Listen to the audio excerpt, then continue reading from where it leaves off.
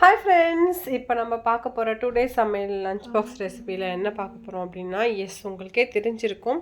நம்ம இப்போ பார்க்க போகிறது கத்திரிக்காய் முருங்கைக்காய் போட்டு சாம்பார், எக் ஃப்ரை பார்க்க போகிறோம். ஸோ வாங்க, இதுதான் நான் இன்றைக்கி லஞ்ச் எடுத்துகிட்டு போகிறேன்.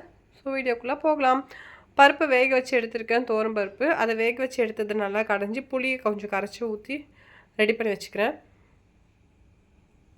இப்போ ஒரு பேனில் முட்டை, இன்னொரு ஸ்டவ்வில் வந்து நம்ம ஆயில் சேர்த்து உப்பு, மஞ்சள் தூள், மிளகாத்தூள், கொஞ்சமாக கரம் மசாலா சேர்த்து எண்ணெயிலேயே நல்லா மிக்ஸ் பண்ணிவிட்டு ஆல்ரெடி வேக வச்சு எடுத்து வச்சுருக்கிற முட்டையை நம்ம போட்டுட்டு நல்லா 2 சைட்லையும் இந்த மாதிரி வேக வச்சு எடுத்துகிறோம் அப்படின்னா நமக்கு எக் ஃப்ரை ரெடி ஆகிடும். ஸோ இந்த மாதிரி பார்த்து பண்ணுங்கள். ரொம்ப ஹை ஸ்பீடில் வச்சிங்க அப்படின்னா கொஞ்சம் வெடிக்கிறதுக்கு பாசிபிலிட்டிஸ் அதிகம். ஸோ மீடியமான தீயில் வச்சுக்கோங்க.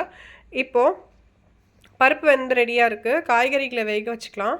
வெங்காயம், தக்காளி, முருங்கைக்காய், கத்திரிக்காய், பூண்டு உரித்து தட்டி எடுத்து வச்சுருக்கேன். இப்போ எண்ணெய் ஊற்றி கடுகு போட்டு கொஞ்சமாக வெந்தயம், கொஞ்சம் சீரகம், வரமிளகாய் ஒரு 2லேருந்து 3 சேர்த்துக்கலாம். சேர்த்துட்டு இது நல்லா மிக்ஸ் பண்ணிவிட்டு பூண்டு உரித்து தட்டி வச்சுருக்கோம், அதையும் உள்ளே சேர்த்துட்டு நல்லா மிக்ஸ் பண்ணிடலாம்.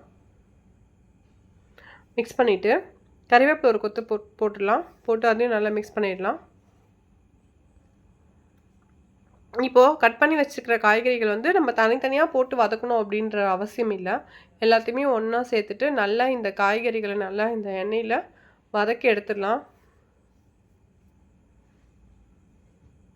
இப்போது எக்கு கூட நமக்கு ரெடி ஆகிடுச்சு பாருங்கள் ஆல்மோஸ்ட். இப்போ காய்கறிகள் வந்து நல்லா எண்ணெயில் வதங்கின்றிருக்கு. ஒரு பக்கம் முட்டை ஃப்ரையும் ரெடி ஆகிடுச்சு.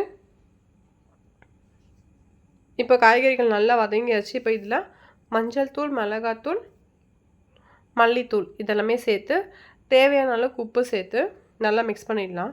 நிறைய பேர் வந்து தேவையான அளவு உப்பு, தேவையான அளவு மிளகாத்தூள்லாம் எப்படின்னு கேட்குறீங்க. ஆக்சுவலாக உப்பு வந்து ஒவ்வொரு குவாலிட்டியுமே, ஒவ்வொரு பிராண்ட் உப்புமே வந்து உங்களுக்கு வேறு வேறு டேஸ்ட் டிஃப்ரென்ஸ் இருக்கும். அதே மாதிரி தான் மிளகாத்தூளுமே. ஸோ உங்களோட வீட்டு நீங்கள் யூஸ் பண்ணுற உப்பு, நீங்கள் யூஸ் பண்ணுற பொருட்களுக்கு ஏற்ற மாதிரி வந்து டேஸ்ட்டு கூடவோ குறையவோ செய்யும். ஸோ அதுக்கேற்ற மாதிரி பார்த்துக்கோங்க. போட்டுட்டு இதை ஒரு விசில் எடுத்து வேக வச்சு எடுத்துக்கலாம். இப்போ ஒரு விசில் வெந்துருச்சு. நம்ம ஆல்ரெடி பருப்பு தண்ணி வச்சுருக்குறோம் இல்லைங்களா, புளி ஊற்றி அதையும் இதுக்குள்ளே சேர்த்துட்டு நல்லா மிக்ஸ் பண்ணி விட்டுடலாம். மிக்ஸ் பண்ணிவிட்டு அது ஒரு கொதி மட்டும் வந்தால் போதும். ஏன்னா ஆல்ரெடி எல்லாமே வெந்தது தான். இப்போது அப்பளமாக நான் வறுத்து ரெடியாக எடுத்து வச்சுக்கிறேன். ஸோ தட் நம்மளுக்கு லஞ்ச் பேக் பண்ணுறப்ப ஈஸியாக இருக்கும். இப்போ சாம்பார் நல்லா ஒரு கொதி வந்துச்சு. இந்த டைமில் பெருங்காய பொடி உள்ளே சேர்த்துட்டு மல்லி இலை என்கிட்ட இப்போ இந்த டைமில் இல்லை, ஸோ நான் போடல. உங்கள்கிட்ட மல்லி இலை இருந்துச்சு அப்படின்னா நம்ம அதை மேலே ஸ்ப்ரெட் பண்ணிக்கலாம். அவ்வளோதான், சாம்பார் ரெடி ஆகிடுச்சு, எக் ஃப்ரை ரெடி ஆகிடுச்சு, அப்பளமும் பொரித்து ரெடியாக எடுத்து வச்சுருக்கேன். இப்போ நம்ம லஞ்ச் பேக் பண்ணிடலாம். White rice, sambar,